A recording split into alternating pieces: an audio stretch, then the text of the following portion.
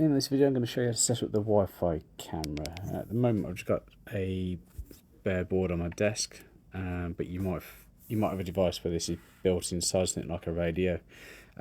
Instructions are the same, it's just that obviously the ability to turn it on or reset it might be slightly different. For example, with the radio, you just simply plug it in and the device will turn itself on.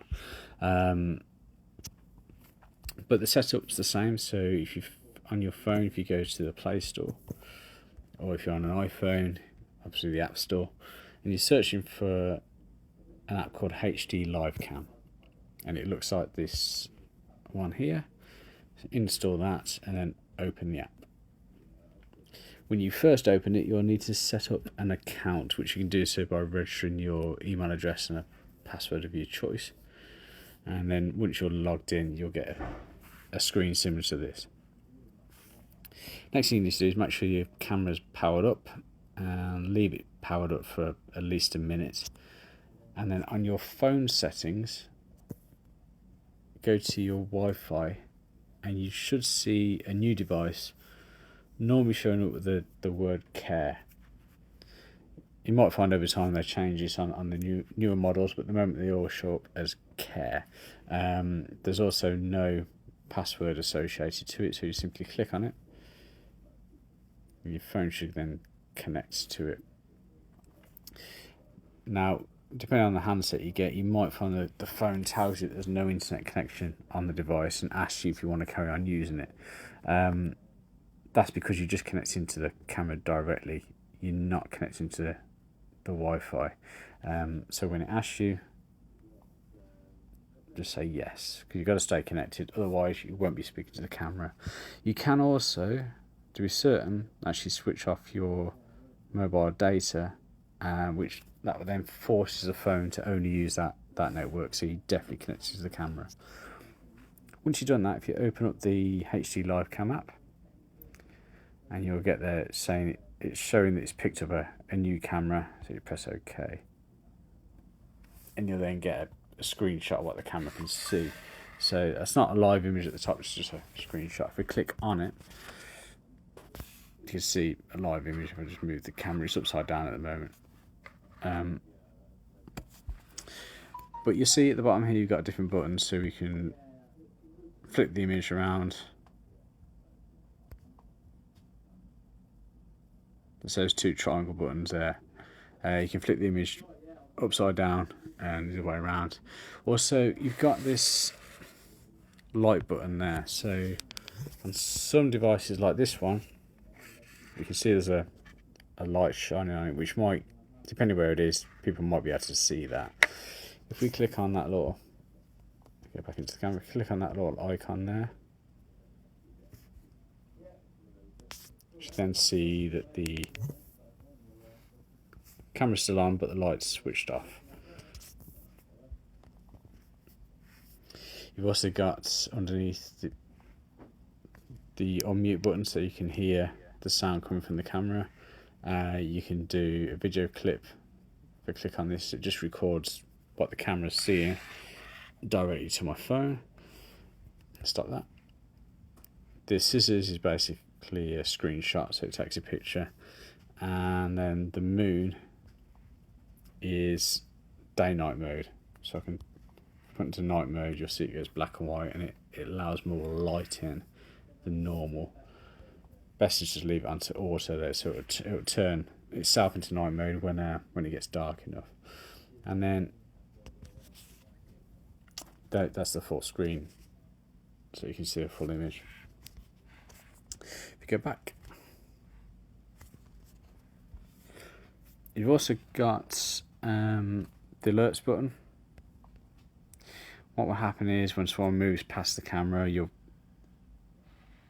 no camera has been set up. I've got to add the camera onto the account. So if we go to set up Wi-Fi at the bottom here, so at the moment we can only view this live image as long as I'm next to the device and connected to it through Wi-Fi. What we want to do is actually connect it to our office Wi-Fi. So if you set up Wi-Fi, and the camera will then look for the nearby Wi-Fi routers. So the router I want to use is SUK Guest. and the password is spy guest. So obviously you need to find your router and put in the password for your router.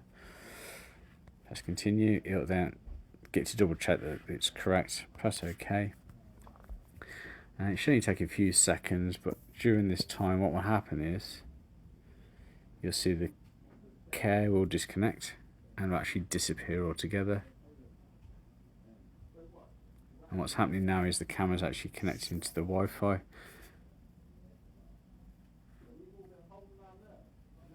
And once it's ready, it'll ask you for the name of the camera. You can call it whatever you want. So I'm just going to call this one test. Okay, now we've got the camera's online. It's added to your account. It means you can view it wherever you are, as long as the camera's connected to the Wi-Fi and your phone's connected to the internet. Again, you can just click on that and watch the live image. We've also got alerts, so it'll tell you when it's detected motion. So you get different. You just basically get a motion alert come through on your phone. Oops. Go back to camera, and then you can actually view the recordings either on cloud or SD card. Now with cloud, you can pay for online storage, which you don't really need to do. You can pay to have all the storage backed up, but really everything's on the SD card anyway. So if you click on SD card,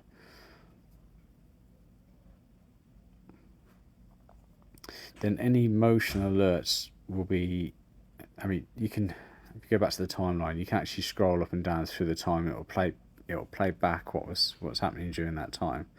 You've only just set the camera up, or you can click on any motion alerts that will have been recorded, and it will play them back for you. This is the night when the camera was set up before.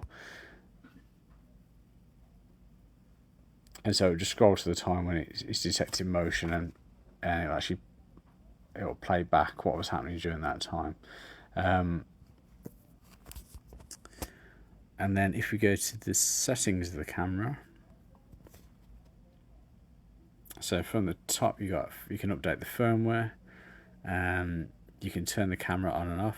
So that means the camera is still powered up, but there's no image coming through it. So this can be done if you wanted privacy, so you don't need to disconnect the camera or face it against the wall or anything. You just turn it off.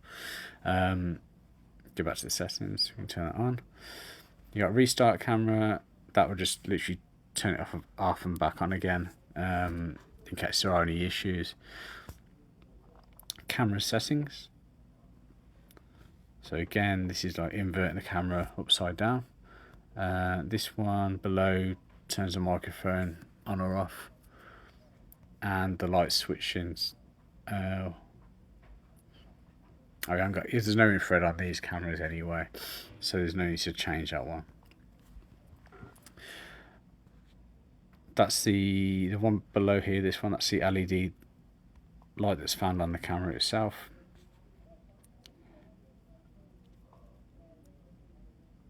That's the day-night mode, so you can leave that on auto.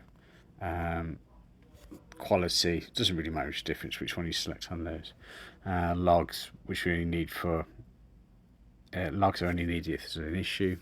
Home and away assist, that's more for smart home, so the camera can act differently when someone's at home to when someone's away. Alert settings, so for this I always have motion switched on. Sensitivity, I'd start on normal. You can either go up or down depending if it's not picking up enough or picking up too much. The alert time, so you might only want alerts during certain times of the day. At the moment this is set to all day, but if you, for example, only want to do alerts whilst you're at work or something, you can turn those on too, and you get them at that time. And alert frequency, this is how often you're getting them. And then a siren, so you can have it so it starts making a noise if it detects an alert. You've got the app open, it'll make a siren noise.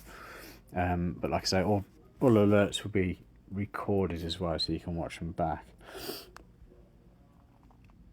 Schedule recording, this is when the device is actually recording. So at the moment I've got it set to record all day long. So what it will do, record all day long, but then just highlight when there's actual motion to actually watch back. And like I said, there's a cloud service if you need it. There's network settings if you wanted to change to a new Wi-Fi network, and transfer ownership if you wanted to send it to another account. Micro SD card, so it tells you how much space you got, and you can format the card if you need to. However, it will just write over itself anyway when the memory does fill up. And lastly, the time and date. So you can just set the time and date on the device to correct time zone. Yeah, and press save. So yeah, that's the main thing you need to know. That there are underneath events, which is the motion alerts, albums. These are anything you've downloaded off the camera. So as I showed you earlier, that you can do like a local clip. So if you're watching the camera live and you press that button, it just records directly to your phone, and they would then be found in that folder. But anything you downloaded off the cloud or off the SD card will be held here, so they're all local clips. Everything else is held on the SD card of the device anyway, which you can watch from the app. So that's it basically. You can watch live by clicking on the camera, and you can watch recordings by going to SD card and scrolling through that way. Or if you've got a cloud set up, you can watch the recordings that way as well. Okay,